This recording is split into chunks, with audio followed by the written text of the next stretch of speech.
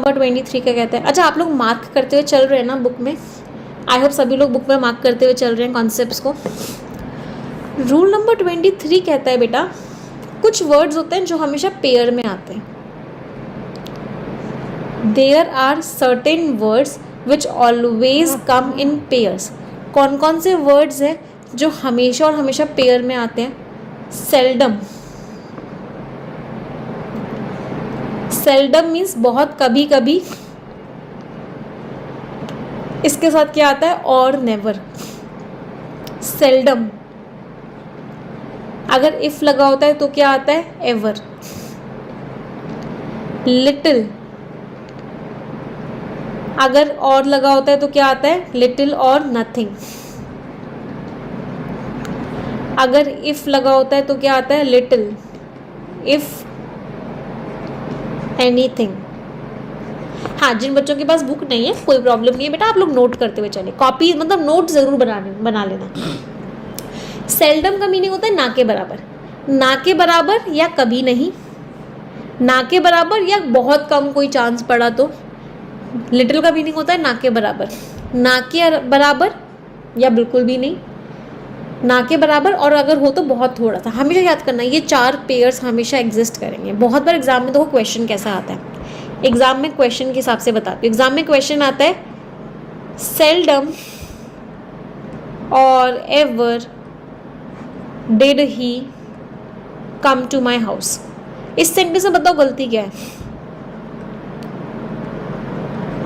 Seldom और never did he come to my house, मतलब वो मेरे घर बहुत ना के बराबर आया। Now this sentence is wrong. Can anyone of you tell me why is this sentence wrong? इस सेंटेंस में गलती क्या है कि या तो यहाँ पे नेवर करो या फिर इस सेंटेंस को क्या करो? इफ एवर करो। या तो इफ एवर करो या फिर और नेवर करो। कॉम्बिनेशन सिर्फ यही 4 बनते हैं, कोई परम्यूटेशन एंड कॉम्बिनेशन नहीं लगता। ऐसा कभी नहीं होगा कि सेल्डम के साथ इफ लग के नेवर आ जाए। यही 4 कॉम्बिनेशंस बनेंगे। लिटिल और nothing was expected, little if anything was expected. तो ये वर्ड्स हमेशा इसी कॉम्बिनेशन में आएंगे। एग्जाम्पल से देखते हैं, let's look at certain example. Seldom और नेवर ही comes to my house. Seldom और एवर ही कम्स टू माई हाउस, इसमें ये वाला करेक्ट है। सेल्डम, अच्छा नहीं, ये फर्स्ट वाला भी इनकरेक्ट है। कॉम्बिनेशन की वजह से करेक्ट है, लेकिन क्या समझ में आ रहा है वो गलत क्यों है? एक कॉन्सेप्ट मैंने आपको पढ़ाया था कुछ दिन पहले, आप लोगों को कॉन्सेप्ट याद होना चाहिए। वो कॉन्सेप्ट हमने पढ़ा था इन्वर्जन का। इन्वर्जन कितने बच्चों को याद है कॉन्सेप्ट? कितने बच्चों को इन्वर्जन का कॉन्सेप्ट याद है? इन्वर्जन का कॉन्सेप्ट क्या कहता था कि एडवर्ब अगर कभी भी स्टार्टिंग में लगेगा तो उसके आगे हेल्पिंग वर्ब आएगी, अनलेस एंड अनटिल यहाँ पे कॉमा नहीं लगा हुआ हो। एडवर्ब अगर कभी भी स्टार्टिंग में लगेगा तो वो हमेशा किसके द्वारा फॉलोड होगा? उसके आगे हमेशा और हमेशा हेल्पिंग वर्ब आएगी। कहने से इन्वर्जन की वजह से दोनों सेंटेंसेस गलत हो गए। इसके बाद कोई हेल्पिंग वर्ब आनी चाहिए थी, इसके बाद कोई हेल्पिंग वर्ब आनी चाहिए थी। इसका मतलब इन दोनों सेंटेंसेस में इन्वर्जन फॉलो नहीं हो रहा। दैट मीन्स फर्स्ट और सेकेंड सेंटेंस बिल्कुल गलत है। चलो अब थर्ड वाले सेंटेंस को देखते हैं। Let's look at the third sentence. Seldom if ever, if लगा है एवर लगा है, बिल्कुल सही है। सेल्डम और नेवर, और लगा है नेवर लगा है, बिल्कुल सही है।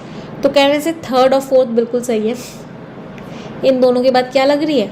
हेल्पिंग वर्ब लग रही है। और क्या लग रहा है? सब्जेक्ट लग रहा है। क्या लग रही है? हेल्पिंग वर्ब लग रही है, सब्जेक्ट लग रहा है। कौन से एग्जाम इन्वर्जन्स है ये? They are partial inversions. कौन सा इन्वर्जन हो रहा है? पार्शियल इन्वर्जन हो रहा है। Seldom if ever does he come to my house, मेरे घर वो बिल्कुल ना के बराबर आता है। सेल्डम और never does he come to my house, मेरे घर वो बिल्कुल ना के बराबर आता है। डिड भी लगा सकते हो, सेंटेंस का मीनिंग चेंज हो गया। सेल्डम और never did he come to my house, मतलब वो मेरे घर पे ना के बराबर आया था। डिड लगा देते, पास्ट हो जाता। डज लगा हुआ है तो ये कौन सा टेंस है? It is simple present tense. ये क्या है? Simple present tense. और लगाओगे तो नेवर लगाना पड़ेगा। इफ़ लगाओगे तो एवर लगाना पड़ेगा। आगे देखो,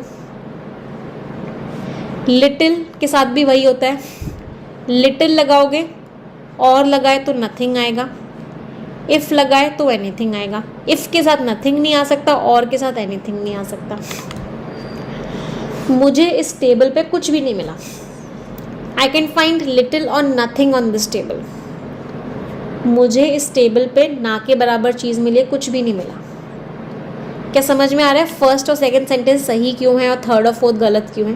बेटा पार्शियल इन्वर्जन आप इस क्लास की पिछली वाली क्लासेस देखोगे ना, पार्ट्स देखोगे तो आपको मिल जाएगा पार्शियल इन्वर्जन। पूरा का पूरा मैंने रूल पढ़ाया हुआ है पार्शियल इन्वर्जन क्या होता है। सभी को क्लियर है? फर्स्ट और सेकंड सही क्यों है, थर्ड और फोर्थ गलत क्यों है? तो this was our rule number 23। कोई डाउट किसी को? आई होप किसी को भी कोई भी डाउट नहीं है। अच्छा हाँ, अब एक इम्पॉर्टेंट चीज़, क्या ये बात भी समझ में आ रही है कि ये जो कॉमा है ये सेल्डम के लिए नहीं लगा हुआ, ये जो कॉमा है ये एडिशनल इन्फॉर्मेशन है इसलिए लगाया गया है। एडवर्ब के बाद अगर कॉमा लगा हुआ होता है अकेला तो कभी भी इन्वर्जन फॉलो नहीं होता। एडवर्ब के बाद अगर कभी भी कॉमा लगा हुआ होता है तो हम इन्वर्जन को फॉलो नहीं करते, लेकिन ये जो कॉमा है ये इस एडवर्ब का नहीं है, ये जो कॉमा है ये इस एडवर्ब का नहीं है, ये कॉमा सिर्फ और सिर्फ इस एडिशनल इन्फॉर्मेशन को बताने के लिए है। दो कॉमास के बीच में हमेशा एडिशनल इन्फॉर्मेशन आती है। आज सुबह भी हमने 1:30 बजे वाली क्लास में ये बात पढ़ी थी। दो कॉमास के बीच में हमेशा एडिशनल इन्फॉर्मेशन आती है, तो ये जो कॉमास का रोल है वो क्या है? सिर्फ और सिर्फ इन एडिशनल इन्फॉर्मेशन को देने का रोल है। यस, चलिए तो सभी को समझ में आई चीज़ें? किसी को कोई डाउट? आई होप नहीं है, किसी को कोई भी डाउट नहीं है, कोई भी क्वेरी नहीं है, चीज़ें समझ में आ रही हैं सभी को। चलिए आगे के रूल्स हम इसको नेक्स्ट क्लास में कवर करेंगे।